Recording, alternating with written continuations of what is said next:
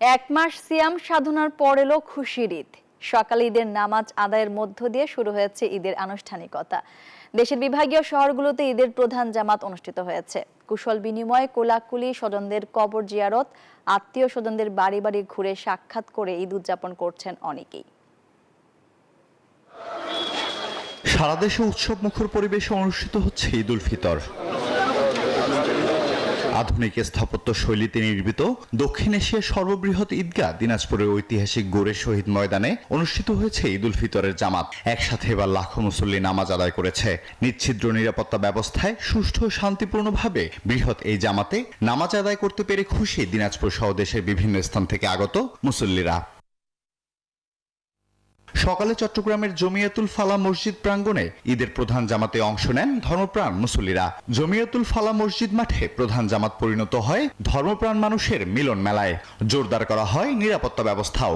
City কর্পোরেশনের ব্যবস্থাপনায় সকাল 8টায় প্রধান ঈদ জামাত এবং 9:30টায় দ্বিতীয় জামাত অনুষ্ঠিত হয়। নগরবাসীর প্রতি আমার আজকের ঈদের যে আবেদনিক অর্থ খুশি, এই খুশিটা যাতে আমরা সবাইকে ছড়িয়ে দিতে পারি। বান্ডেল থাকলে প্রতি সেনমানিতে টাকা বাঁচবে। বিকাশ সেনমানি বান্ডিল কিনে জিতুন প্রতি লেনদেনে।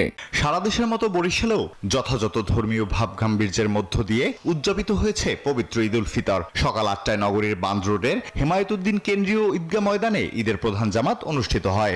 আগামী দিনগুলো, বছরের বাকি যে 11 মাস রয়েছে সেই সময়টাও যেন আমরা এরকম মিলেমিশে সবাই একত্রে আনন্দিত মুহূর্ত অতিবাহিত করতে পারি। পবিত্র ঈদ উল ফিতরের শুভেচ্ছা। ঈদ আমাদের কাছে অনাবিল আনন্দ নিয়ে আসে। খুলনায় সকাল 8টায় সার্কিট হাউস মাঠে ঈদের প্রধান জামাত অনুষ্ঠিত হয়। খুলনা আলিয়া মাদ্রাসার সাবেক অধ্যক্ষ মাওলানা মোহাম্মদ সালেহ ঈদের নামাজের ইমামতি করেন। বিপুল সংখ্যক ধর্মপ্রাণ মুসল্লি বৃহৎ জামাতে অংশ নেন। রাজশাহীর হযরত শাহ মখদুম রূপস কেন্দ্রীয় ঈদগাহ ময়দানে ঈদের প্রধান জামাত অনুষ্ঠিত হয়েছে সকাল 8টায়। এছাড়া রাজশাহীর টিকাপাড়া ঈদগাহে সকাল 7:30টা ও 8:30টা, রাজশাহী বিশ্ববিদ্যালয়ের কেন্দ্রীয় মসজিদ ও উপশহরের ঈদগাহে সকাল 8টায় ঈদের জামাত অনুষ্ঠিত হয়। প্রত্যেকবার নামাজ পড়তে আসি, খুব ভালো লাগে। ঈদের নামাজ একটু আলাদাই একটা খুশি।